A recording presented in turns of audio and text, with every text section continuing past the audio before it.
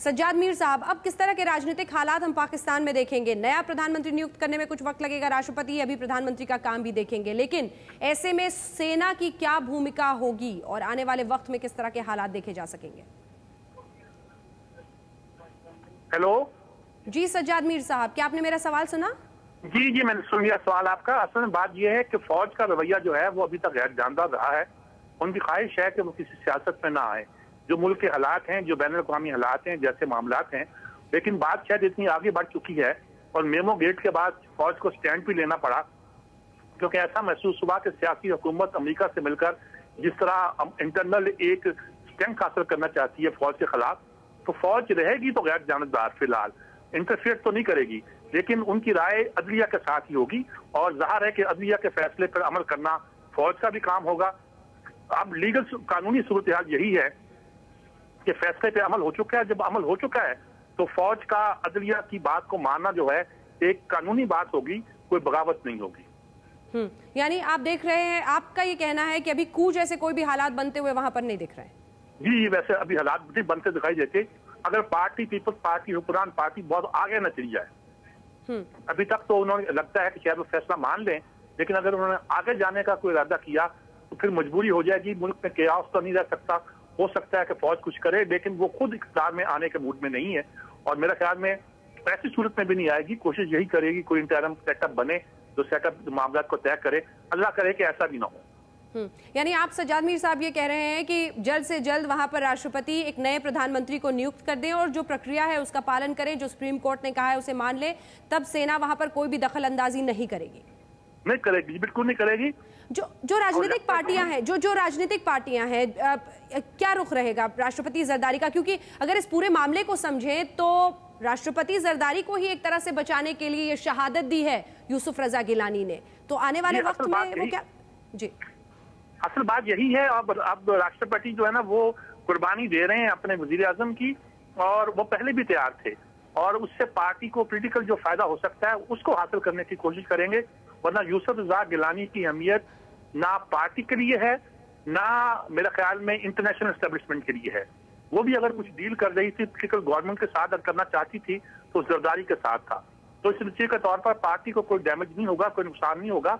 वही नुकसान जो सियासी तौर पर ऐसे फैसलों से हुआ करता वो तो यकीनन होगा। जैसे कि इंदिरा गांधी के उन इकदाम का नुकसान कांग्रेस को हुआ था, इस तरह यही कहा जा सकता है कि यूसुफ रजा गिलानी के इन तमाम इकदाम का नुकसान पार्टी को हो सकता है, जिम्मेदार अगरचे उसके जरदारी होंगे। कुछ इस तरह की भी खबरें आ रही हैं कि पीएमओ में घुसने से भी बैन कर दिया गया है यूसुफ रजा गिलानी को, क्या इसकी पुष्टि आप कर पाएंगे सज्जाद मीर साहब? नहीं, अभी तो ऐसी कोई बात नजर नहीं आई है, कोई ऐसा है नहीं है, लेकिन अभी तक क्लियर सूरत सामने नहीं है।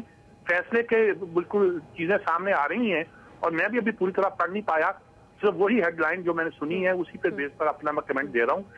मुझे लगता है कि शाम तक मैं भी बहुत क्लियर हो जाऊंगा इस मामले में। सज्जाद मीर साहब, यानी यूसुफ रजा गिलानी की कुर्बानी दे देंगे राष्ट्रपति जरदारी? देनी पड़ेगी, और वो मेरा ख्याल में इतने तो वो हैं, यूसुफ रजा गिलानी उनके कोई बहुत चहेते नहीं है और जरदारी इतने, तो मैं ये कह सकता हूँ कि मैं लालची तो नहीं कह सकता, हरीश भी नहीं कह सकता, मैं कुछ नहीं कह सकता, लेकिन मैं कह सकता हूँ कि वो इतने खुद गर्ज भी नहीं कह सकता।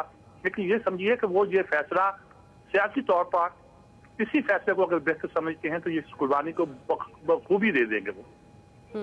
यानी आपका ये मानना है कि वो कुर्बानी दे देंगे, लेकिन अगला उम्मीदवार कौन हो सकता है? किसे प्रधानमंत्री बनाया जा सकता है? क्योंकि इस तरह के हालात 26 अप्रैल के बाद ही माना जा रहा था कि उन्हें सजा याफ्ता कर दिया गया है, तो अयोग्य आज नकल करार दे दिया जाएगा। कौन हो सकता है अगला प्रधानमंत्री? शहाबुद्दीन का नाम आ रहा है अमूमन, और इसके अलावा पहले खुर्शीद शाह का नाम आ रहा था।